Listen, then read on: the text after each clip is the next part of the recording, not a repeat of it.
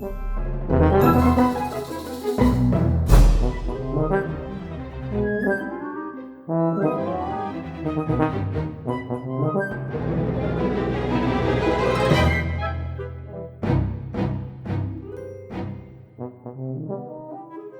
the first thing we're going to look at actually is not when it comes to retrogression and progression, is actually fourth and fifth bass movement and circle of fifth movement, root movement only within key. Okay, circle of fifth, counterclockwise and clockwise.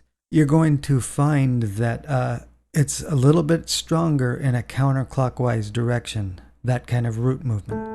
Counterclockwise, A, D, G sharp, C sharp, F sharp, B, just the root movement, E, A.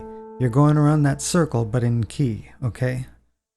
So this is probably the strongest movement you can get, this counterclockwise movement.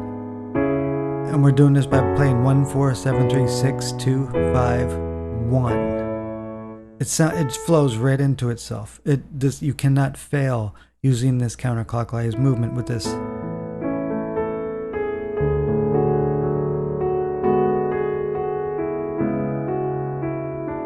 Everything just kind of inevitably flows right into itself. Okay, now you gotta bear with me. People have probably heard this progression 1,000 times, but I'm just showing why it flows. I could do it with all kinds of inversion tricks like this.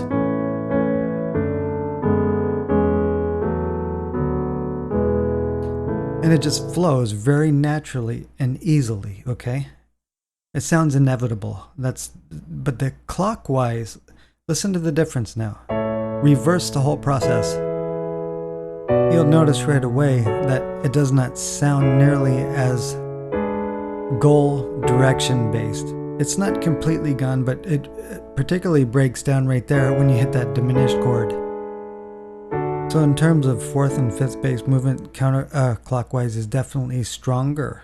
And this is slightly less strong and less goal oriented. So let's improvise on it.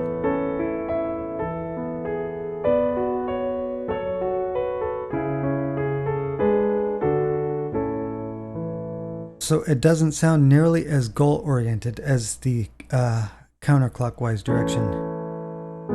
So let's just play chords and inversions in the clockwise direction.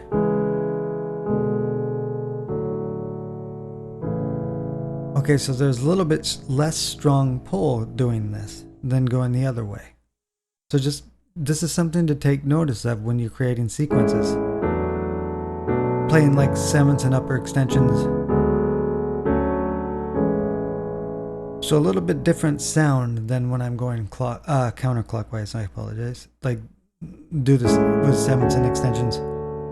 Sounds inevitable, okay?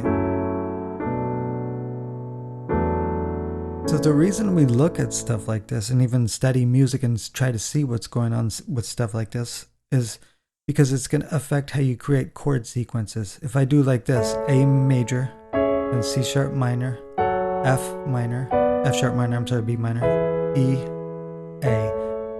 That entire squared off area is very goal oriented in a counterclockwise root movement fashion.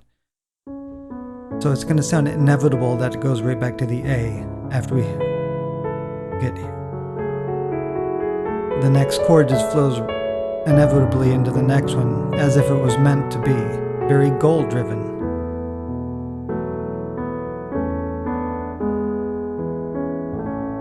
Really wants to go right back there. So it's very goal driven. So if I do like sevens and whatnot and in a parallel fashion like this, that same chord sequence still inevitably goes back to the one as if it was meant to be, and everything flows one into the next. Counterclockwise movement once you get to the C sharp minor chord. So we're completely reversing this process. We're going to go in the opposite direction with the same chord sequence. And the inevitableness of each chord now is broken down. It's not nearly as strong. And especially right there when you return to the A, okay? because we've completely eliminated the 5-to-1 cadence. So it's gonna, a sequence like this is gonna produce a lot of inevitable yearning to want to end, and it never quite has that feeling. So just take notice here, this, it sounds like it just continuously is yearning to resolve, and it never quite gets there.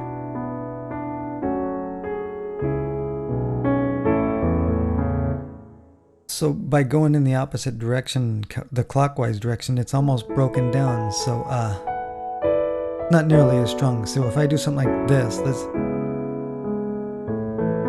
a little bit more interesting chords using the same chord sequence. So simply by choosing the direction of your root movement, whether it's clockwise or counterclockwise, is going to have a little bit of an effect on your perception of the chord sequence. Going in the counterclockwise direction, it sounds almost inevitable that one chord goes to the next. In the clockwise direction, if you continue that way, it'll actually sound a little less inevitable. It sounds a little bit more like it's yearning, like it really wants to find some way to resolve, but doesn't quite get there. So this is one way to start creating sequences that have a very, very, very strong goal, just keeping this part in mind, and ones that have a little bit less stronger goal-oriented sound.